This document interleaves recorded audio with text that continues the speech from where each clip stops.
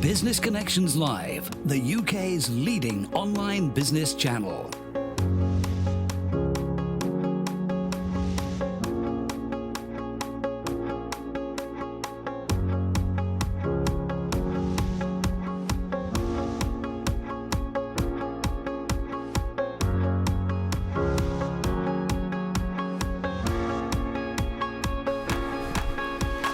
This is Business Connections Live with Steve Hyland.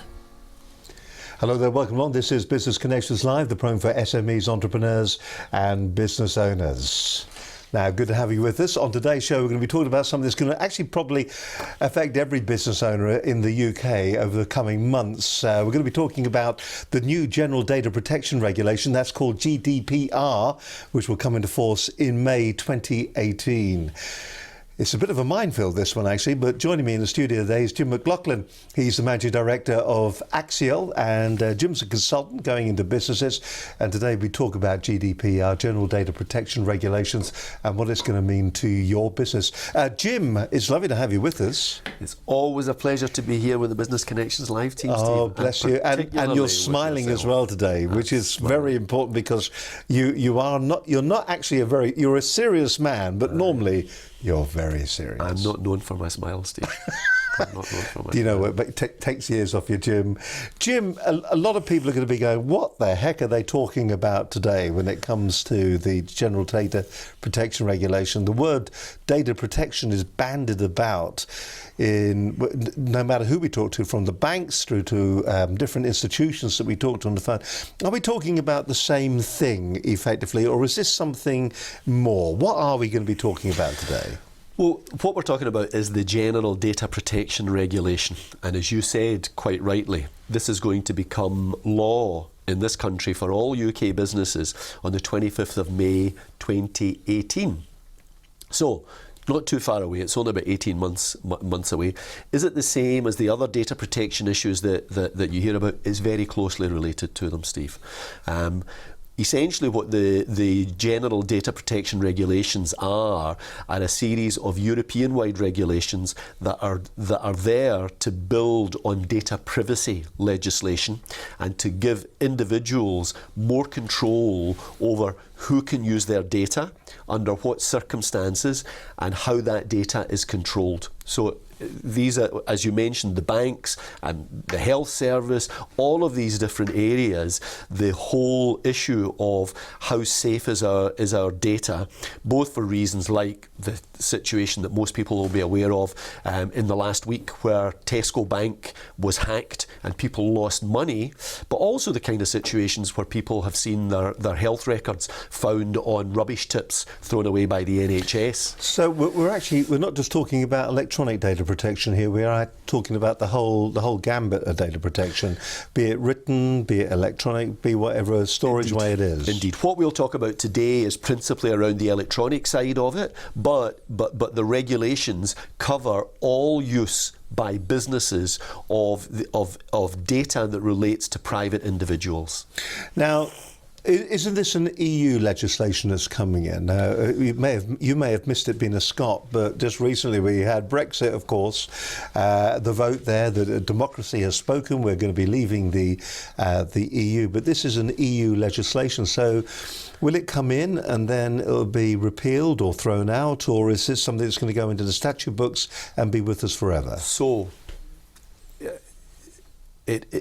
this is legislation that was originally proposed by the EU in 2012. However, one of the main driving forces behind this, the implementation of this legislation, has been the UK Information Commissioner's Office. So we're driving this one then? We have been a driving force in it, absolutely, absolutely. Although it was originally proposed by the EU, it is now on the UK statute book. It was brought in by the Westminster in May of this year, and it will go live on the 25th of May 2018. So it will become the legislation that regulates all of our businesses, whether we're in the EU or whether we're out of the EU. In fact, the Information Commissioner Elizabeth Denman, said in a blog post that she wrote recently that she welcomes this legislation. What she specifically said was, "I see this as good news for the UK. One of the key drivers for data protection change is the importance and continuing evolution of the digital economy in the UK and around the world."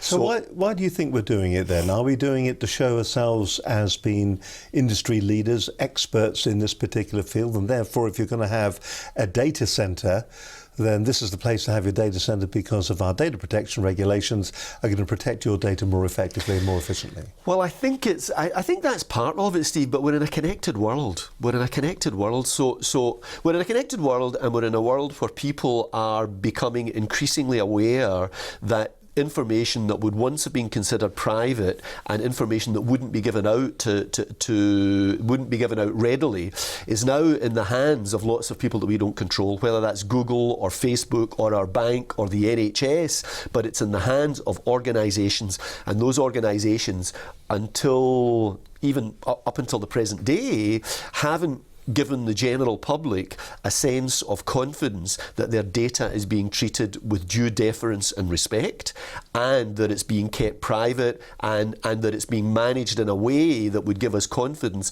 that it won't fall into the wrong hands. Now, being an EU piece of legislation, this means that every country is going to have to implement this. Yes. So is that to our disadvantage then, if we're trying to be a centre of excellence? Because what it's trying to do is trying to force all the EU constituents to be a centre of excellence. I think in terms of data protection, it's not really about being a centre of excellence. I think data protection is an issue that is of increasing importance to virtually every citizen, to every thinking citizen.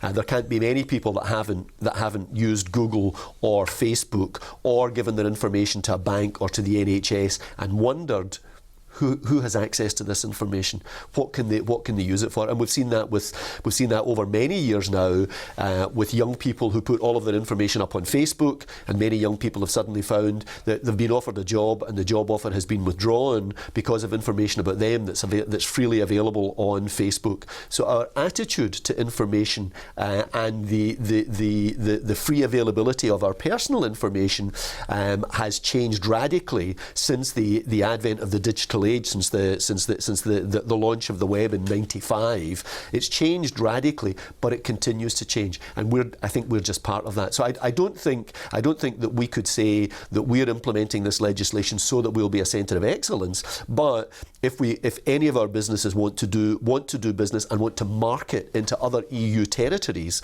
then we have no choice but to implement this legislation, and it's already been implemented. And if I put it in a broader sphere, this kind of legislation that is being implemented elsewhere. Canada implemented its anti-spam legislation. Well, I was going to ask you that. You mentioned Facebook a moment or so ago, and of course all their servers it'll be originating in America. So will America be implementing, or not a googly, because I don't know whether you know or not, but is America going to be bringing something like this in, or at the moment do we leave America well enough alone because there's so much turmoil going on there at the moment that we don't know what we're doing? At this stage, America, as to my knowledge, doesn't have this kind of legislation on the books, but every single American business that wants to do business with any EU country, or with Canada for that matter, will have to pay attention to this kind of legislation and will have to be compliant with it, or they will be liable to prosecution. Well, I was going to say, before we get into what is actually changing and who it applies to, can you give us a worked example of how it's going to affect an SME, a small business?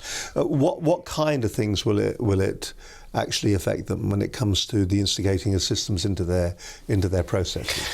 Well, for a start, it will mean the potential penalties in this are quite severe. There could be fines of up to €4 million, or 5% of a company's global turnover. So that's at the most severe end of the spectrum. Mm-hmm. So those potential penalties alone will make many more companies look at how they manage data. What all companies will have to do is to ensure that they understand the detail of this legislation, what they're allowed to do with data and what they're not allowed to do with data, and they will all have to be able to demonstrate that they have processes in place to comply with the legislation.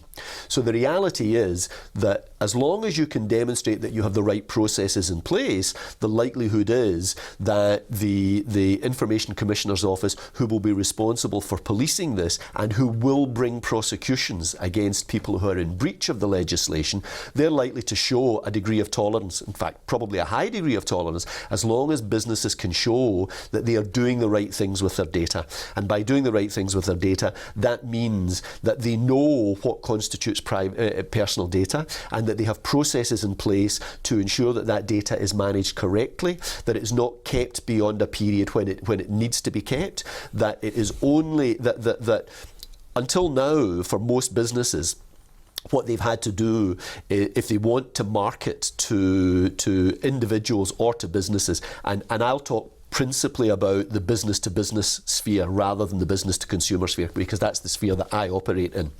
So until today, there's nothing to stop you buying a list of data and sending a series of emails out to the people on that list, as long as you have an opt-out option at the foot of your email that says, if you don't want to receive any more of these emails, click here to say that you want to unsubscribe, and then you've got an option to unsubscribe. And unless people have either registered with the Information Commissioner's Office not to receive that data, unless they've done that when you shouldn't be sending it to them anyway, as long as you give them that option, you're operating within the parameters of the law. All right. Well, remember that thought. I mean, it's a fascinating area. If you do find it, I mean, we all get bombarded by this kind of information. And, you know, we talk all the time about sales funnels, don't we? How do you market out there? How do you have a sales funnel with lots of data coming in at the top? Now, are you compliant when it comes to the emails that you are sending out? Well, we'll find out a little bit later on this edition of Business Connections Live. My guest on today's show is Jim McLaughlin from Axiall Computing. It's great to have your company as always. I know we're a little bit late today, but here we are. We are absolutely live on a Monday afternoon. And as I said, our guest today is Jim McLaughlin. This is something that is really in the news. You may remember a few weeks back we were talking about the triggering of Article 50.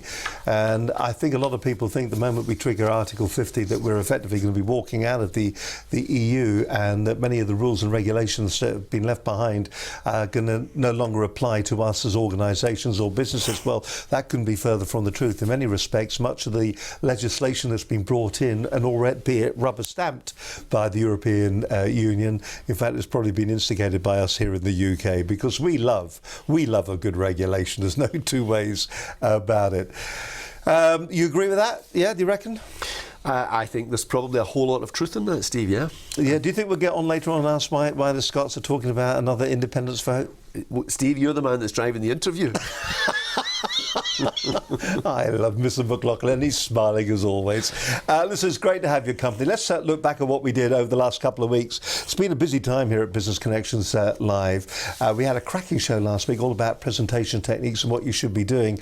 We had Alison Hale, International Executive Coach with Oxford Professional Consulting. She joined us. We were talking about public speaking. Public speaking, what should you be aware of? Everybody at some stage in their career is going to have to give a presentation of some sort or another. You're going to be a leader in your particular field. It could be just a leader in the office. You're going to have to stand up there and you're going to have to vocalise your ideas, your intent, what you want your team to do. What is the most effective way of doing it? They do say, the research says that most people would rather die than give a public presentation.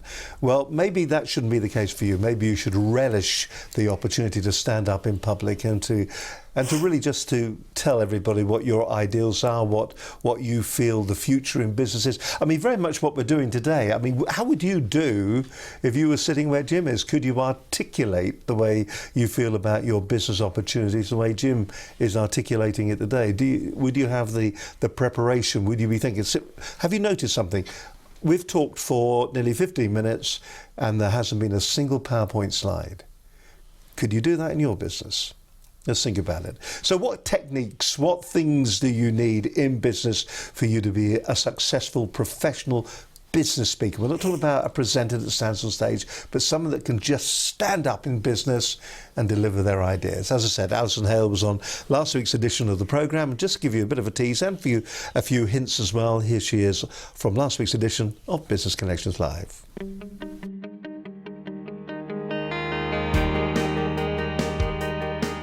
Now, on today's show, we're going to be talking about public speaking and how to be a confident and effective presenter in any meeting. They say statistically that most people would rather die than stand up in public and give a presentation. If you're in that particular boat at the moment, hopefully today's programme is going to be of great assistance to you, and it's going to give you some key tips, key advice on how to be a more confident presenter, a more confident more confident on stage. Joining me in the studio today is Alison Hale, International Executive Coach with Oxford Professional Consulting. Well, I think almost everybody needs to be able to do it in the workplace. Even if you think you've chosen a career where you're not going to be standing and being an extrovert like in IT or behind a computer or something, you've got to sell your ideas to somebody. Well, I think probably the most frequent problem is people relying on PowerPoint to do their work. They stand in a darkened room and it's PowerPoint that's the presenter.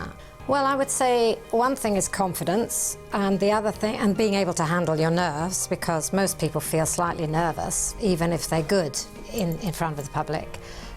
So confidence would be one thing, and another thing would be actual belief in your subject, what you're talking about. So you get somebody speaking without real belief and therefore without much persuasive power. I always say to people, it's important the words that you use inside your head. So if you're saying, I'm frightened of presenting, then that's just going to amplify that fear that you're feeling. I tell them to change it to, I'm excited about presenting. Well, tell yourself what you're good at. That's what I call the S factor. I think presentations in a meeting are just as important as public speaking in front of 300 guests. For one thing, it shows confidence. You know, when you don't look at people, at least in our culture, if you avoid eye contact, you tend to look a bit shifty and as if you're not confident or honest. So for one thing, it gives you the appearance of confidence. For another, you're getting constant feedback from your audience, aren't you, if you're looking at them? Well, I think I've got a couple of models that help here. One that I've called ABC because it's something you really must do at the beginning. And the first thing, the A stands for audience. You really do have to think about who is in that audience. And then the second thing is to think about both sides of the brain. There's a side of the brain that thinks about logic and facts and knowledge, and there's the other side which is all about emotions. Many people put almost all the words they want to say on the slide, which is crazy. Script. Yes, they use it like a script.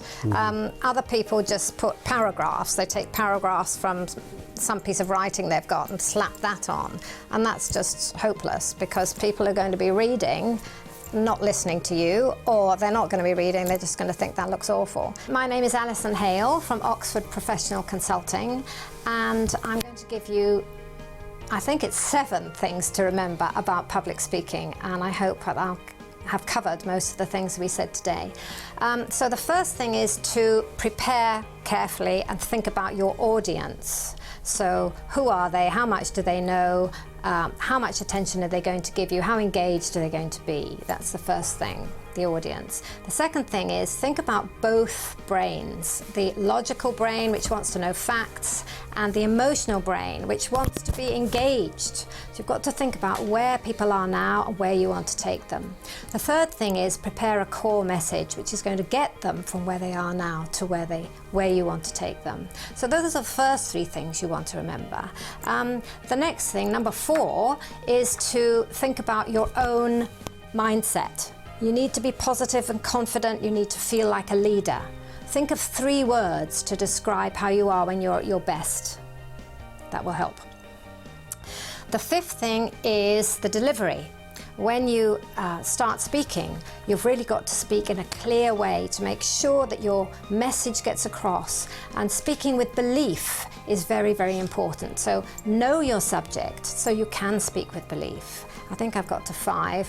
And 6, make sure that you're wearing something suitable. Wear a colour that suits you, that makes you look good, where you look approachable, alive and energetic, and that's going to help as well. And the 7th thing is do something beforehand to remind you that this is going to be exciting, not frightening.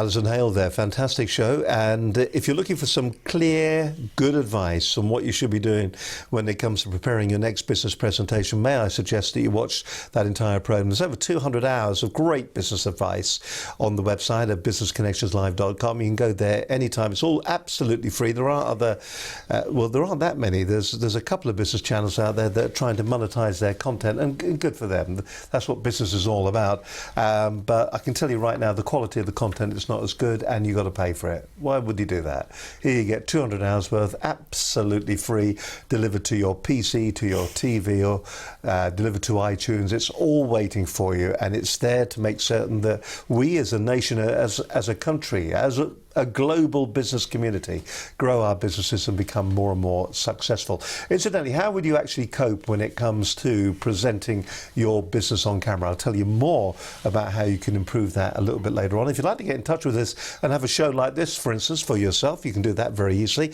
All you've got to do is get in touch with us via email at studio@businessconnectionslive.com. Just drop us an email there. Thank you very much indeed. If you want, you can give us a call on the old dog and bone. That's 01784 256 777. You can have a word with myself, Steve Hyland, or Linda Bazant. You can follow our stream of consciousness at BCL Business TV. Also, there's going to be, as of today, there will also, and it should have been there for a long time, there will be hashtag BCL Business TV, so that you can put that in. You'll get all sorts of different pieces of information coming up. So we're going to be doing that as well. And don't forget our Facebook live stream that we do each and every week on our Facebook page. Some great results from that. Thank you very much indeed for leaving your comments, for getting engaged with us and finding the information useful. We really do appreciate that. You can also find us on Roku, iTunes, a whole host of different places.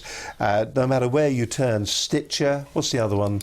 Blueberry, that's the other one we're on at the moment. We are all over the place. If you want to listen to us as a podcast, if you want to watch us on your iPhone or your smartphone, then you can do that. You're watching Business Connections Live. Great to have your company with us today. On today's show, we're talking about the new General Data Protection Regulation, GDPR, which will come into force in 2018. My guest on today's show is Jim McLaughlin from Axiall.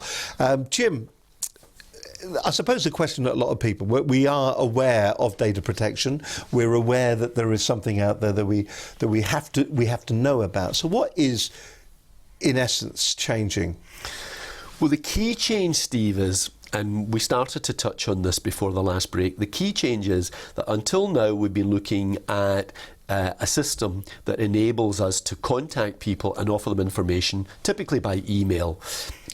As long as we offer those people and the opportunity to opt out of receiving those communications, and that's been a very general thing. So we could send people anything that we wanted to send them, and as long as they don't opt out, we can continue to do that.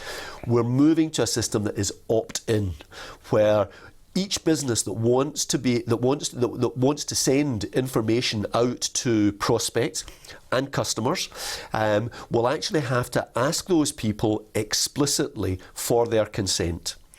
What that actually means is, in the past, most businesses have had terms and conditions that tell people what we're going to do with your data, but it's been hidden somewhere in the terms and conditions. Now, all businesses will have to offer people an explicit and clearly worded and unambiguous opportunity to say, I wish to opt in to receive information from this company on these particular topics. So it will not be a blanket opt-in.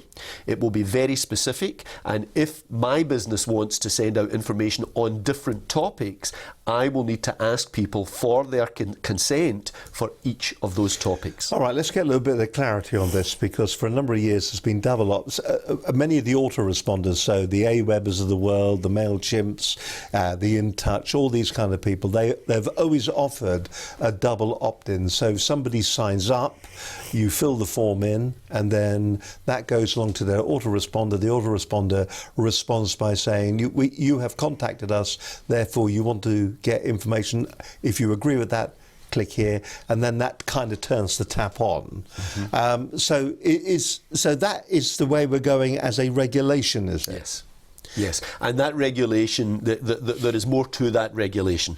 So it will not be a blanket opt-in. You can't just say, I can't just get people to opt in to receive information from Axiall and then send them anything that I want. I could ask them to consent to receive information about our lead generation services or about our market research services, but it will be specific in that way. It will also be time limited, not specifically time limited, but we would have to demonstrate, if the Information Commissioner's Office ever came to inquire, we would have to demonstrate that we had their recent consent. So it's not enough to say they signed up 2 years ago or 3 years ago or 4 years ago. We will have to have processes in place that every 6 months or every 12 months we go out and ask people to sign up again. What about the situation where you're out at a networking event or a business event and somebody hands you their card? Does that supersede the online consent, or what will happen is that you can bring back their card, you enter that into your database, and then you have to ask once again for their consent? Very much so. So is this anti-business then? Is it? I can see where it's going, but is it bureaucracy for bureaucracy's Well, sake? it's certainly bureaucracy, but essentially what this regulation is trying to do is to achieve a balance between the needs of business and the rights of the individual to privacy of data. So there is pressure on governments to ensure that people's privacy is not being invaded, and these regulations are intended to try and strike a balance that takes into account both sets of desires. So if you're a business and this is very, very significant actually. And this is the real importance about this whole general data protection regulation, and the thing where it is going to affect us. We talk all the time about our online marketing activity, and what's happening, the regulation is putting an extra layer. So it seems that it's putting an issue in. If we collect cards at networking events, there is an opportunity there for people now to say no. They may not even realise that they actually want what we're trying to sell them, and this could actually remove the opportunity to even inform them. Well, the answer to that is theoretically yes. But I guess that the way to respond to that would be if I come back from a networking meeting and I have your card, that the first thing that I would do is send you an email that says we'd like to add you to our list, and if you're prepared to do that, click on this link and just fill in this very simple form that says I consent to receive information from Axiall. But every piece of marketing information, direct response marketing information says never ask for too much. They all say, don't even ask for the name nearly, just ask for the email address, so that you can start a dialogue, so you can start a communication. Who is this really? Who is this sledgehammer trying to stop? Is it for the traditional marketeers like yourself, who is going out there, who is trying to allow businesses to grow and to expand and to inform and to communicate? Or is it for the dark arts that are out there, the ongoing emails, the spam emails? So is it a case of we're trying to stop the spam emails from coming in, but because we've now put the regulations and the rules in to stop the sexual innuendo that you get on some of the, there's a dreadful series at the moment that are out there that are just awful. But you to stop those, and it's going to just impact business.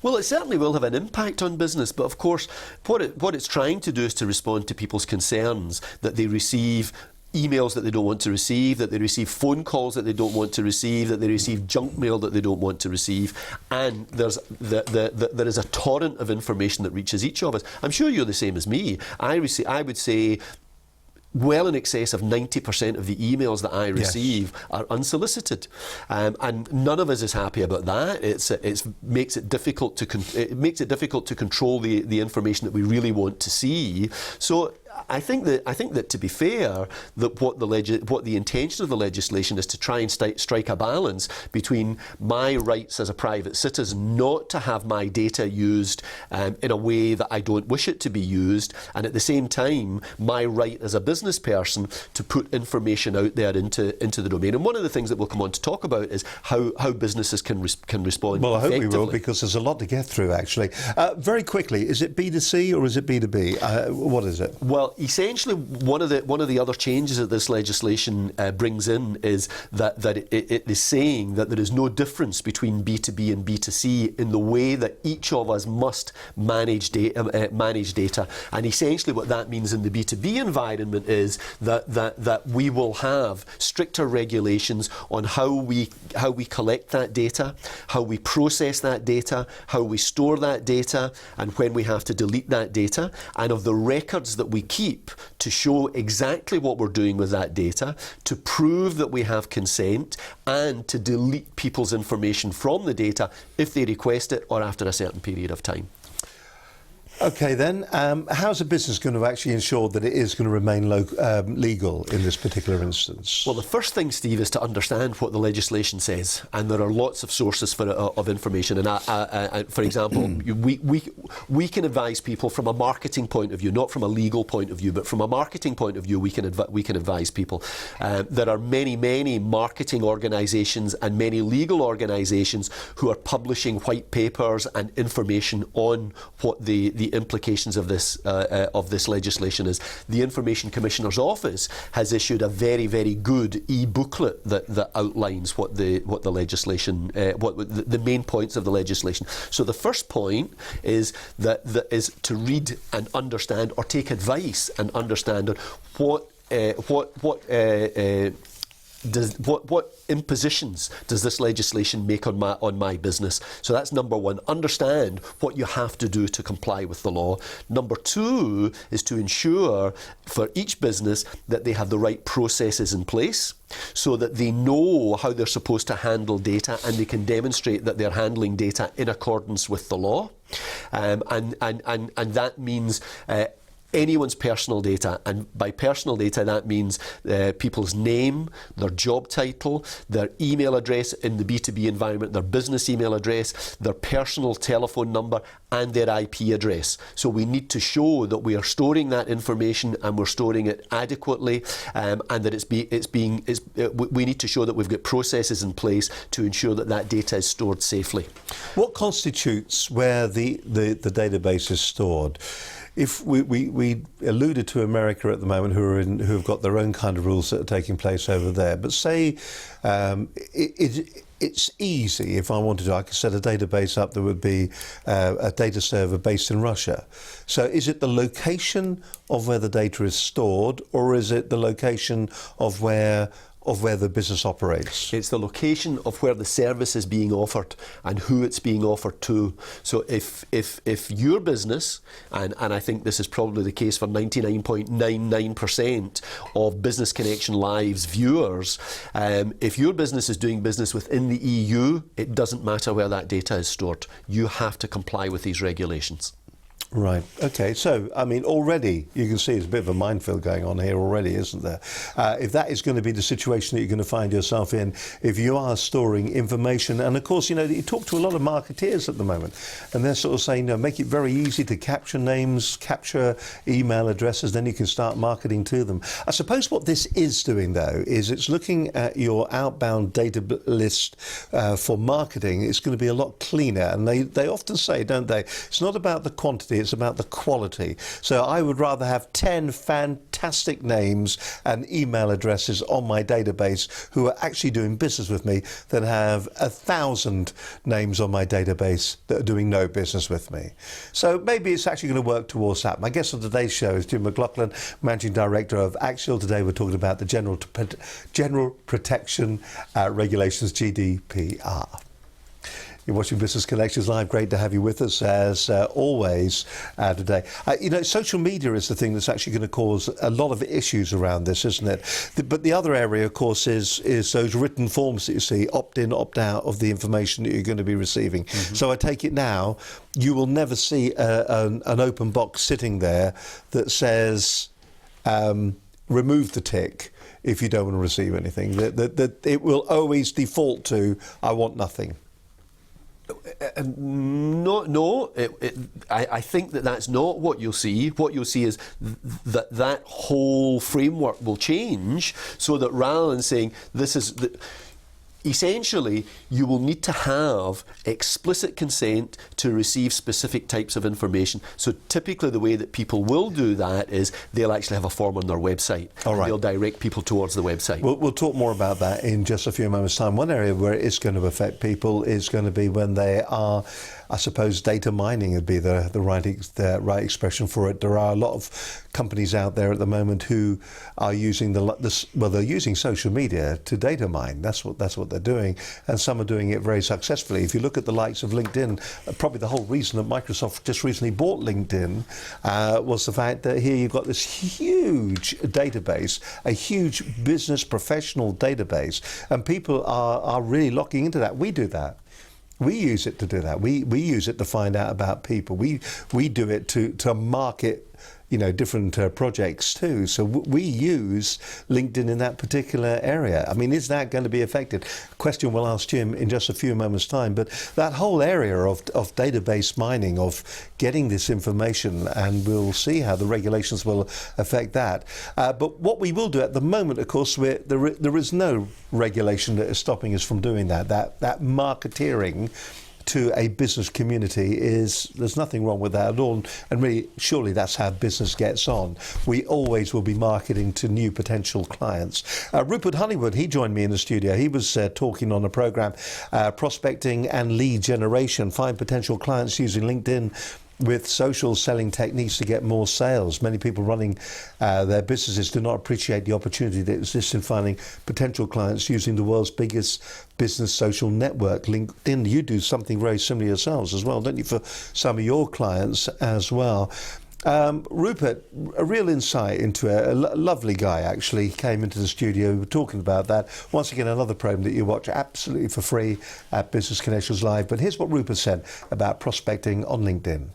Well, the great thing with LinkedIn, just remember it's a fantastic business-to-business platform. You've got very powerful search capabilities in there to find your ideal target client groups.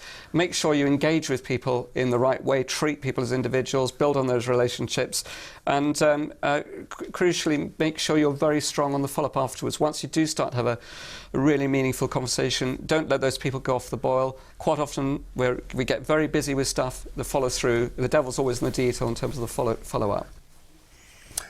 Great show. If you've missed that programme, here's a real opportunity. I'm just going to remind you. Can you remind me what number it is? It is programme number 141. If you go back to Business Connections Live 141, you can watch the entire show there from Rupert Honeywood. He's got a really clever system that works his way through. And it's not just using LinkedIn, it is using other platforms as well. But, I suppose as businesses, what we are trying to do all the time is to grow our customer base. What we're looking, though, for is a quality customer base, and maybe Rupert will give you some advice on doing that. But of course, we're now going to have to be aware of the general data protection regulations, the GDPR, and how that's going to affect the database that we do correct. Incidentally, you can see that program, as I said earlier on the likes of iTunes. And if I'm lucky right now, I would love to invite you to come along and leave a passionate review about our programs on iTunes. It is very, very easy to do. Pop along to our website, click on the iTunes logo. That'll take you to here. You can view all the programs in iTunes. On the top of the page when you are in iTunes is our ratings and reviews. Click on that, and then that will take you down to this piece here where it says write a review. Now, when you write a review, just say how useful you found the program, then leave us a 5-star rating, and we'd really appreciate it. Now, by doing that, it means that we are effectively introducing the program to other people in business, not just here in the UK or in the EU, but right across the world. So if you're watching the program and you find the program is useful, please do go to iTunes and leave us a fantastic review, 5 stars. It's not about anything personal here. I don't want you to be going, Steve Ireland, he's all right, isn't he? What a great bloke. Actually, I'm the rubbishy guy. The people that are important on this show are our guests because of the information that they give. This for you is like being able to have a specific consultant go to your business each and every week and sit with you for an hour. and they will get you started on the right track. And if you want to contact them outside of the programme, if you want to talk to them outside of the show and see how they can work maybe on a more strategic way with your business, then of course you can always do that. You're watching Business Connections Live. Great to have your company as always. Today we are talking General Data Protection Regulations, GDPR. Joining me in the studio today is Jim McLaughlin from Axiall. Jim, I mean, we were alluding there actually, when it does come to collecting names on the likes of LinkedIn and social media, because even Facebook is going to have your Facebook pages, so your same rules apply. Same rules apply. Same rules apply. You mentioned a couple of things, Steve, in the previous segment that really, I think, go to the heart of the regulations and their implications. So one of them was you talked about doing campaigns based on people's preferences, based on their purchasing decisions. It will no longer be something that people are legally allowed to do without having explicit consent from the individuals to use that information. So to have their name and their contact details is one thing, and to have the consent to use those to send information is one thing, but you will need explicit consent to use those preferences. Taking it to the nth degree then, we have things like Confusionsoft out there, and what you can do with that is you can start a mailing list here. You send an email out that says, would you be interested in A, B or C? And if they go, well, actually, I'd be quite interested in B, and then that will put them on another campaign within your system, Infusionsoft. It will put you on another campaign. So that change from here to here, do you have to go through the process again of saying, you're moving from you're effectively moving from one topic to another topic? Yeah. Do you have to have Do you have to have confirmation? Explicit, unambiguous consent. Oh my word. Explicit, unambiguous consent. But that means that there are opportunities for people to do things cleverly. And that ties into another point that you raised, that it's better to have 10 contact details for 10 people that are interested than contact details for 100 people of whom 95 aren't interested. And what this move gives us the opportunity to do is because one of the things that we will see, and this has already happened in Canada, where the Canadian anti-spam legislation, which is very similar to this, came in 2 years ago. And one of the things that they've found is that people's prospect databases have been cut dramatically. Companies that have successfully addressed this have seen their database fall by about 60%. So if they had 10,000 names, they might end up with 3,000 to 4,000 names.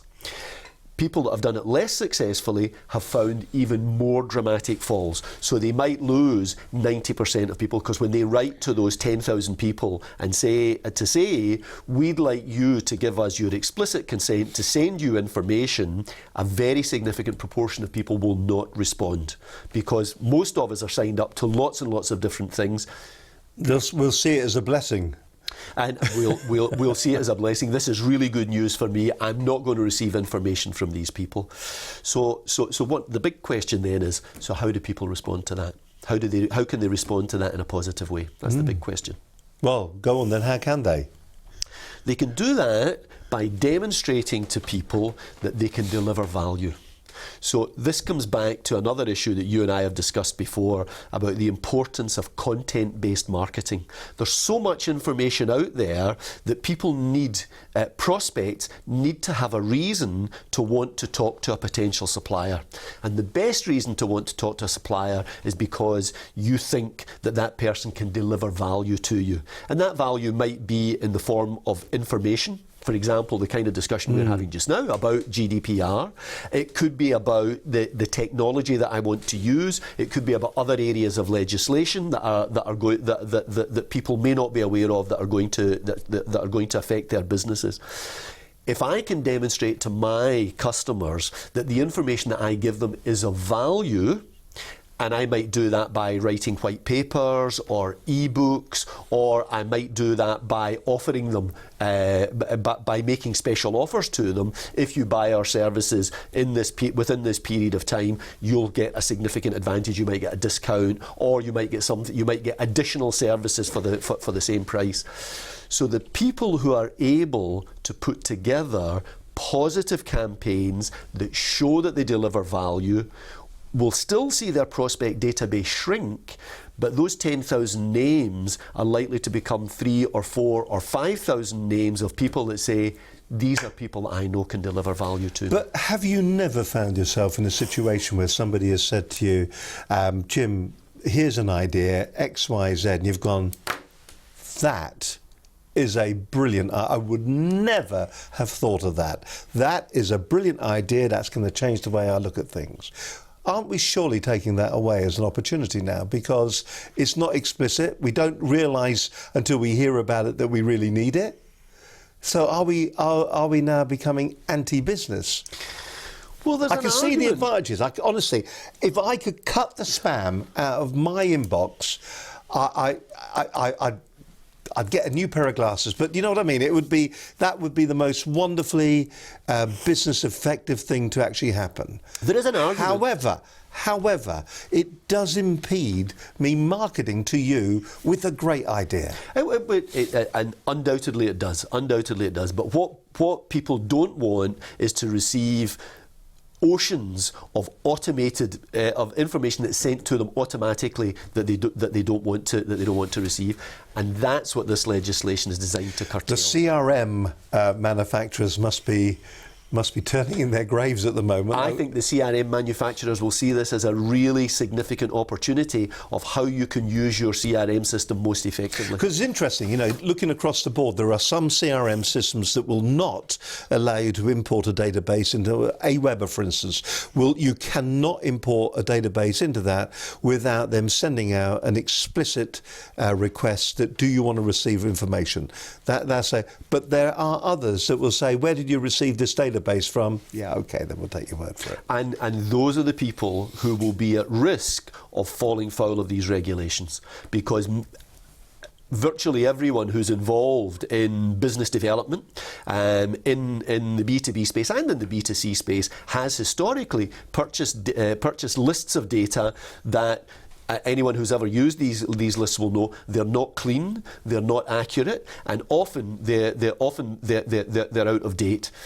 It will become much more difficult to justify if the Information Commissioner's Office ever approaches me and sees that the kind of lists that I'm using are those lists, and I or someone else on my behalf has not asked those people for explicit consent to send them information. I will be liable to. I'll be subject to the potential penalties that could be imposed. Which is what I was going to ask you about. What are if I do not comply? What are the penalties? Well, potentially the penalties could be huge. Potentially, there are different numbers that are going around. One of those numbers is potentially 100 million euros.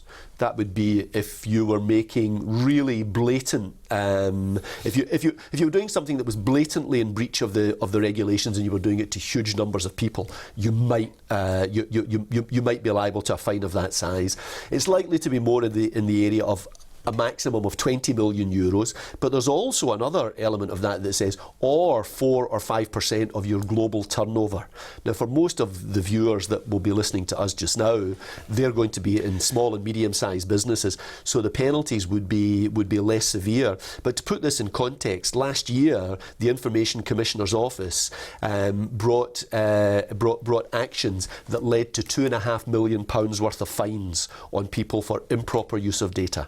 So the penalties for small and medium-sized businesses won't be on the scale probably of millions of pounds or euros, but a penalty that's thousands of pounds would be very damaging to my business. Who do you think it's me? Is it the small business in the high street? Are those the businesses that they're really targeting at, or is it the large internet-based, I mean, let's look at the industries that probably have this. The porn industries that are out there, the internet, the large internet get-rich-quick marketeer industry that's out there. Is it specific industries, do you think? I mean, because you look at the source of this. I mean, a lot of the emails that you get are not via direct. They're not really direct emails, are they? They're coming in via bots, and they're coming in via black hat techniques. Absolutely, and that kind of activity is activity that no legislature so far has demonstrated an ability to effectively combat. But is that not ultimately the problem that they've actually got? That is the problem. So what they're going to do, we're going to introduce legislation that's going to affect legitimate businesses, and the ones that are actually causing the mayhem on the internet are the ones that get off scot-free. Well, I could agree with you, Steve, but I could also say to you, well, to a certain extent that's true, but essentially what the legislation is doing is saying if you're going to use people's personal information, use it in a way that is responsible.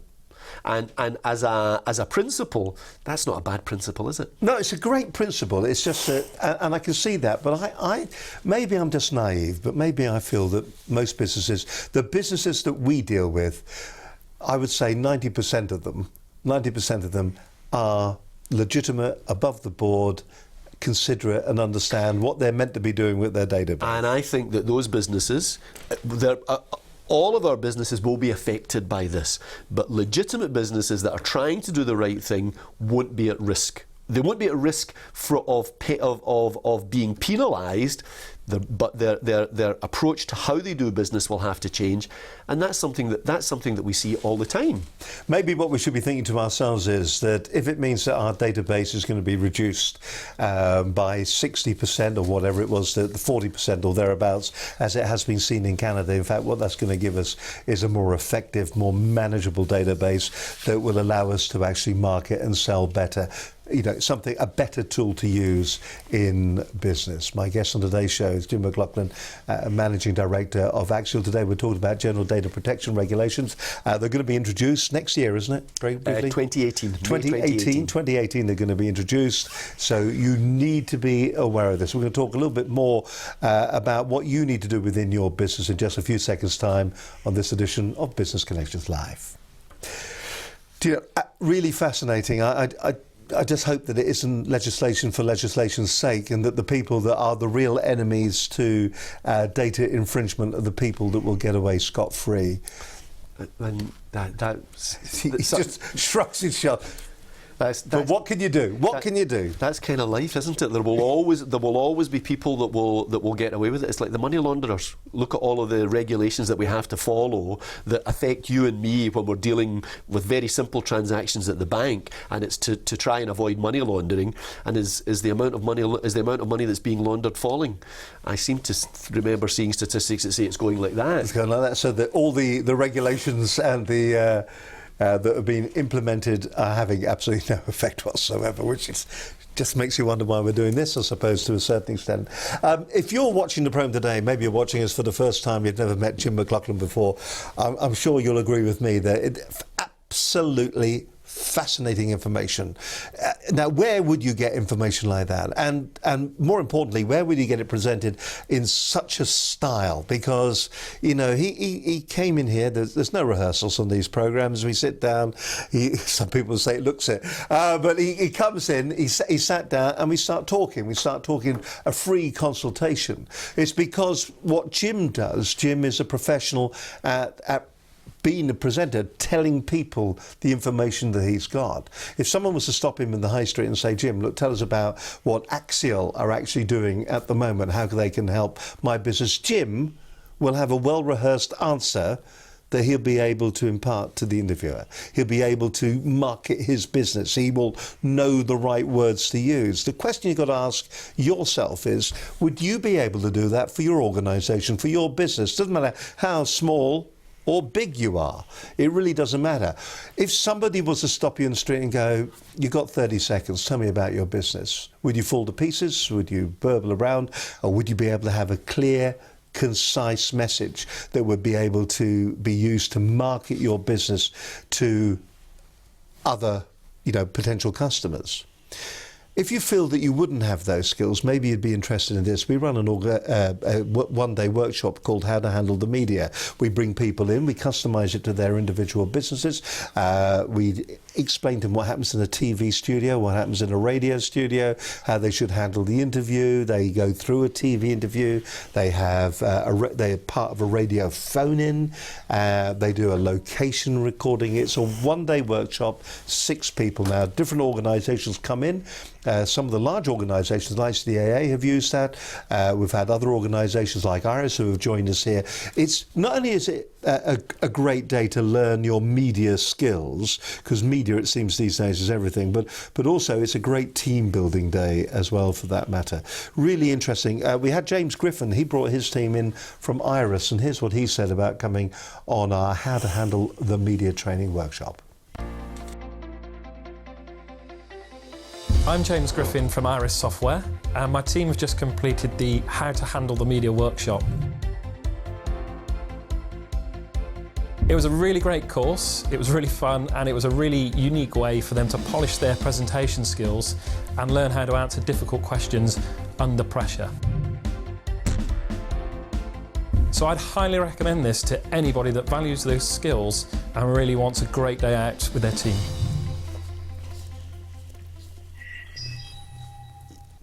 It's a great day. It really is. It's informative. As I said, it's a turnkey day. So you send us your press releases, you send us the essence of what you're trying to get over, and we will help you get your message out there with clarity, more effectively. You'll understand the techniques. If somebody interviews you, how to handle those questions, how you should get your information across, how you can sidestep the tricky question. That's what we teach you. If you want to come on the course, simply get in touch with us. You can drop us an email to studio@businessconnectionslive.com. There you go. Or give us a call if you want to have a chat about the whole thing. You want to find out a little bit more or a few more details. 01784 256 777. Don't forget, you can follow our stream of consciousness. Also send us a DM at BCL Business TV. And if you wish, you can leave a comment or a request. We'll get in touch with you via Facebook too. We'd love to hear from you. We'd love to chat to you. And also, by the way, there's a load of information if you go to our website at businessconnectionslive.com. Just pop along to the website and you can download all sorts of different things. But of course, there are 200 hours of free advice there for small to medium scale, well, any size business, to be honest with you. The calibre of the experts that we get in, and it was from day one, the calibre of the experts that we get in are exceptional.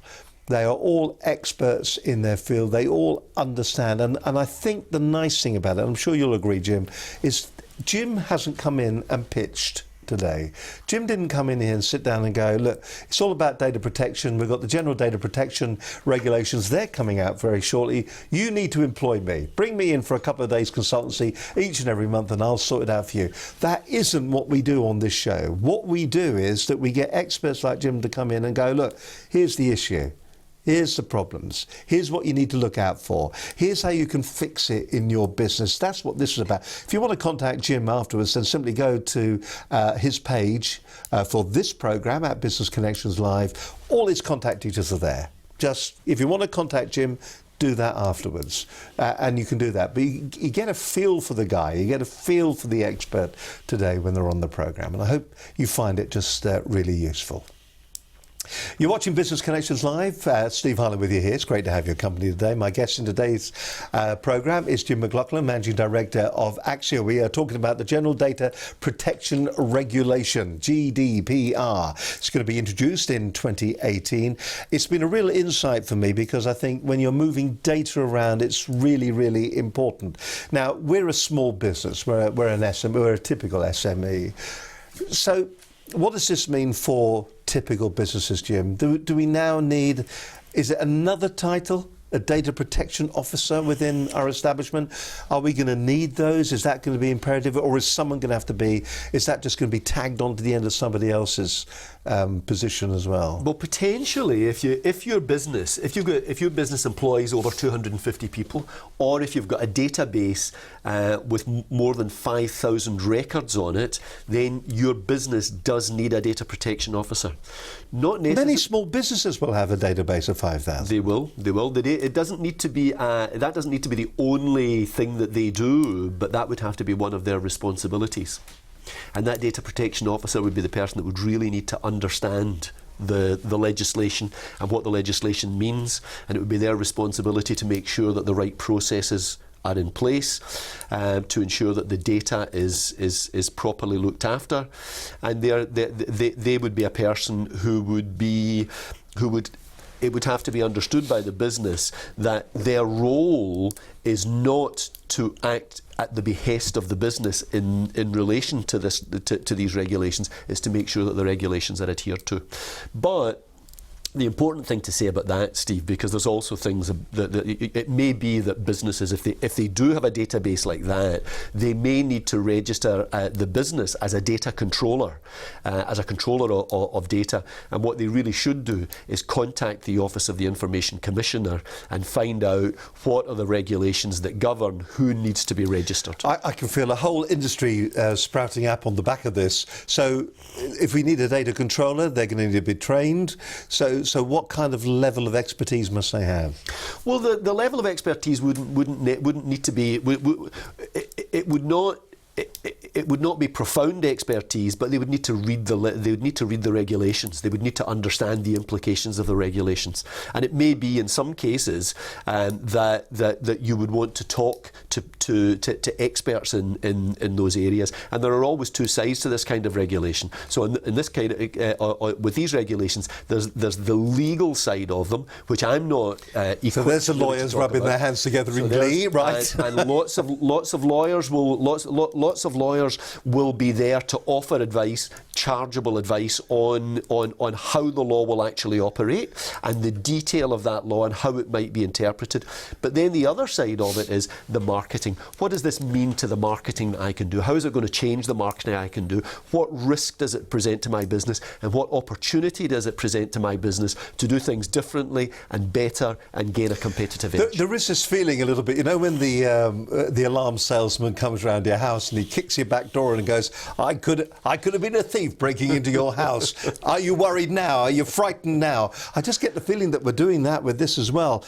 I mean, I'm just looking at some of the notes that we've got here. If an employee is chosen, they may be granted protected employment status for a minimum of 4 years and can only be removed from the DPO role if they fail to fulfil the requirements. I mean, it's just legislation on legislation on legislation, isn't it?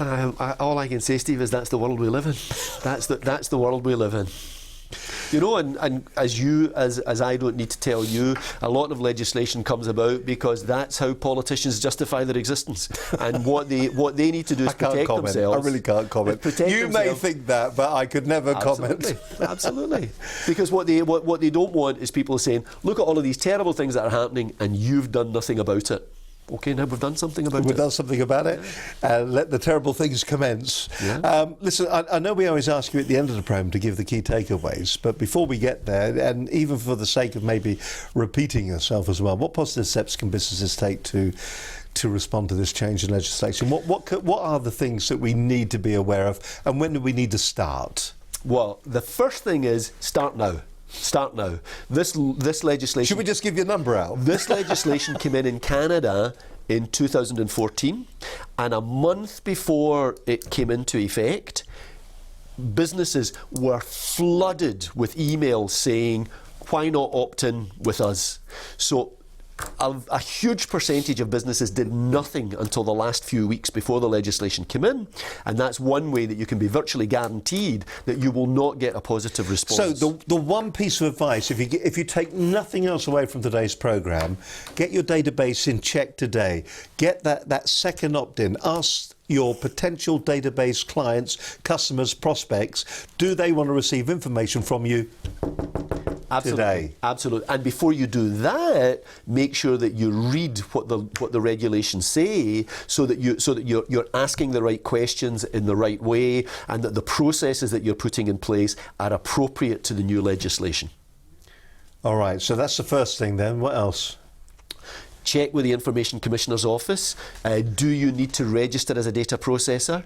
Do you need to have a data protection officer? And if you're less than 250 people, the answer certainly to the second question will almost certainly be no. So check that. You've already said contact everyone on your database with an appropriate message and invite them to opt in. And then the crucial thing from a marketing point of view is give them a good reason to want to opt in. And how can you do that? By creating content which is valuable to them. Create ebooks, create white papers, give them information that they can see delivers value to them, and you can put an opt-in process around that information. So you could have a white paper on a particular topic that might be, if you're a technology company, but something to do with technology, or it could be something to do with regulations that will affect your customers. And if they want to access that information, they have to fill in the form that says, I agree to receive information of this kind from this company.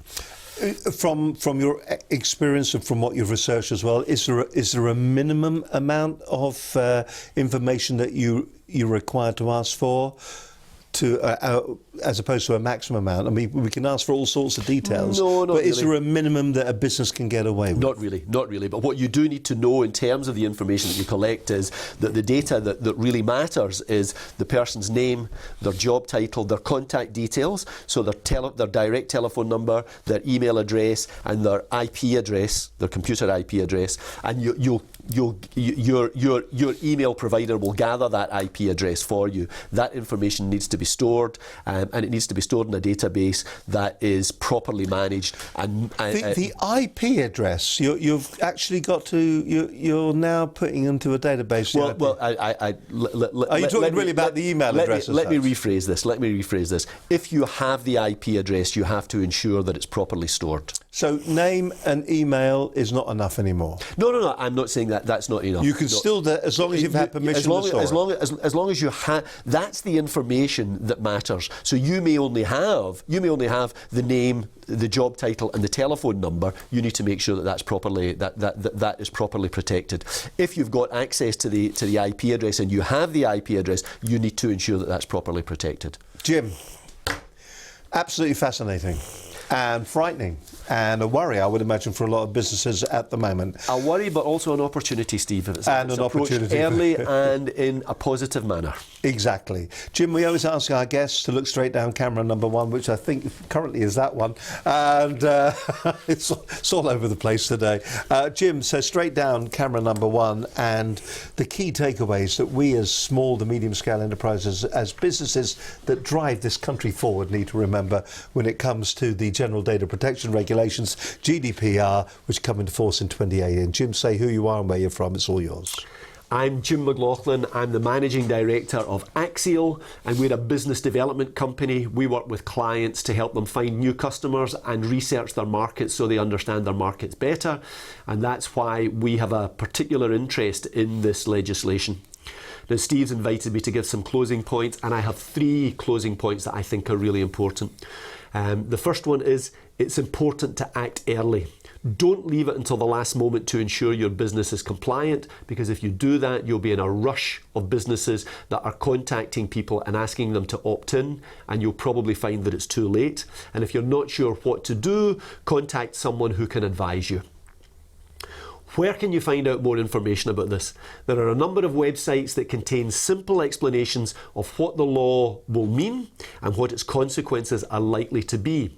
I've prepared a list of some of the key sources which you can get by going to axiall.uk.com. That's AXIALL. Or there'll be a link on the Business Connections Live webpage for today's programme. The final point is the legal issues are only one half of the story. More important for businesses is to understand what actions they can take to prepare for the changes and to turn the potential risks into a significant opportunity to gain competitive advantage. To discuss this, you can contact me on jim@axiall.uk.com, that's AXIALL, or you can reach me on the phone on 07799 076 980, that's 07799 076 980. Thank you. Well, maybe that last bit was a bit of a plug, but nevertheless, there you are. Listen, absolutely fascinating programme today. I've found it a real insight. Just to have a quick gander at Jim's website. You can go to their... What's nice about their website as well, for that matter, and I don't know whether we can have a look at it or not. There we go. You can see there's a little bit one of his previous pieces, but it tells you a little bit about what Axiall's about, some of the client base that they already have at the moment. You can find out also more about GDPR, the General Data Protection regulations, which come into effect 2018. Now, listen, I hope you found today's show interesting. It was more than I expected, to be honest with you, and I didn't realise the implications it's going to have, even for an organisation like ours.